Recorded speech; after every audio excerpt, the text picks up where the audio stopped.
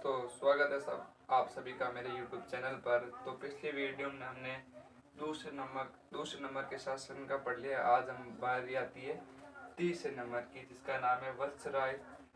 इसकी सारी इंफॉर्मेशन अभी पढ़ते हैं, इसने क्या क्या किए थे, ये सारे इसके इम्पोर्टेंट ही टॉपिक है। तो चलो शुरू करते हैं। इसने कुव्यमाला ग्रंथ की इसकी कुव्यमाला ग्रंथ थी, जिसके लेखक थे उद्धवदेव ने लिखी थी। ये ग्रंथ उद्धवदेव ने लिखा था, ठीक है। उसके बाद इसने जाबलीपुर के गुर्जर वंश की नींव रखी। थी। इसकी उपाधि के बारे में देख लेते हैं। इसको कहा जाता है जयवराट। इसकी उपाधि है जयवराट। और इसने महावीर मंदिर का निर्माण करवाया था। वत्सराय ने महावीर मंदिर का भी निर्माण करवाया था। उसके बाद में चौथे नंबर पर आते हैं नागभट्ट सेकंड। इसमें ये वत्सराय का पुत्र था नागभट्ट सेकंड। इसकी उपाधि परम भट्टारक महाराजा धीराज, इसकी उपाधि है। उसमें कन्नौज पर अधिकार किया था इसने। नागभट्ट सेकंड ने वत्सराज के पुत्र नागभट्ट सेकंड ने कन्नौज पर अधिकार किया था। इसे कर्ण भी शायद ग्वालियर प्रशस्ति में कर्ण भी कहा जाता है, इसलिए यहाँ लिखा है इसे कर्ण भी कहा जाता है।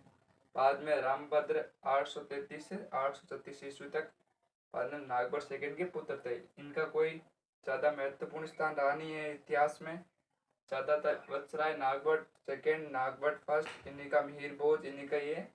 तो अब बारी आते हैं छठे नंबर शासक की, जिसका नाम था मिहिर भोज। 837 से 899 तक शक्तिशाली शासक रहा था ये मिहिर भोज। अपने शासनकाल में ये रामभद्र का पुत्र था, मतलब रामभद्र इसके पिता थे। अपने पिता की मृत्यु इसने की थी राज सिंहासन पाने के लिए, इसलिए इसका उपनाम है पितृहंता, क्योंकि इसने सिंहासन के लिए अपने ही पिता को मार दिया था। बाद में उपनाम है पितृहंता। उपाधि है इसकी आदि विराट और प्रभास, इसकी उपाधियां हैं। विष्णु धर्म को मानता था मिहिर भोज।